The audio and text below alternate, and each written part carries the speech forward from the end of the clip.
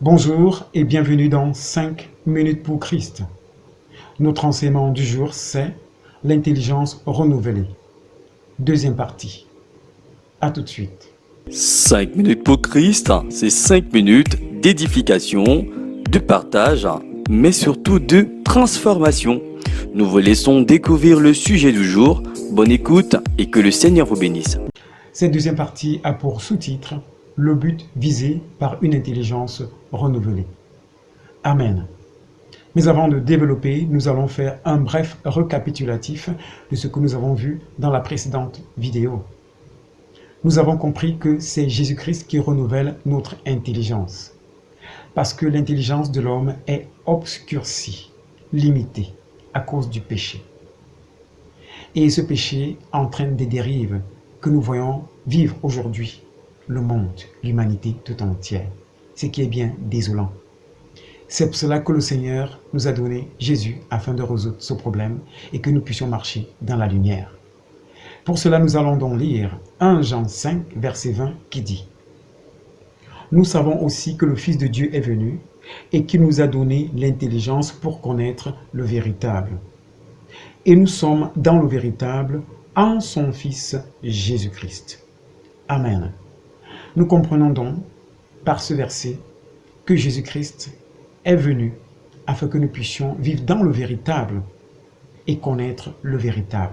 Le véritable, c'est Dieu. Le véritable, c'est la parole de Dieu. Le véritable, c'est la volonté de Dieu nous concernant dans chaque domaine, chaque détail de notre vie. Pourquoi? Souvenons-nous que nous sommes d'abord des pèlerins, des voyageurs sur la terre, et que notre destination finale, c'est le paradis. C'est l'éternité que Dieu réserve à tous ses enfants, ceux-là qui ont accepté Jésus-Christ comme étant le réconciliateur de l'homme avec Dieu. Reconnaissant que nous avons péché dès les origines par Adam et Ève, et nous naissons avec ce péché originel. Dieu vient donc en Jésus purifier notre âme et renouveler notre intelligence afin que la communion avec lui soit rétablie et que nous puissions vivre en nouveauté de vie et considérer le monde comme étant opposé à la volonté de Dieu, à la volonté céleste. C'est pour cela qu'il est dit dans Romains 12, verset 2 que « Ne vous conformez pas au siècle présent, mais soyez transformés par le renouvellement de l'intelligence, afin que vous discerniez quelle est la volonté de Dieu, ce qui est bon, agréable et parfait. » Amen. Voilà donc le but d'une intelligence renouvelée. Elle nous transforme et nous permet de discerner quelle est la volonté de Dieu, ce qui est bon, agréable et parfait. Parce que sans l'intelligence de Dieu, nous vivons dans le mensonge. Et l'intelligence renouvelée que Dieu nous donne en Jésus vient nous faire voir et découvrir les mensonges du diable dans ce monde. Ses ruses. Cette intelligence renouvelée vient nous affranchir de ces mensonges et de ces ruses de l'ennemi. D'ailleurs, la parole de Dieu dit dans Jean 8, verset 32, que vous connaîtrez la vérité et la vérité vous affranchira.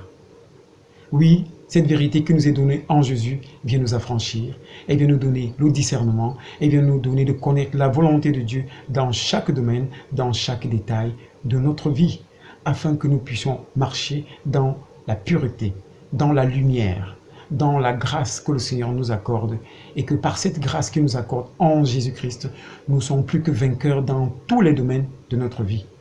Parce que la victoire que Dieu nous donne n'est pas la victoire que le monde nous propose. Amen. Voilà, si ce message t'a touché, mon frère, je t'invite donc à prier avec moi. Seigneur Jésus, je te demande pardon, parce que je reconnais que jusqu'ici, j'ai marché selon mon intelligence.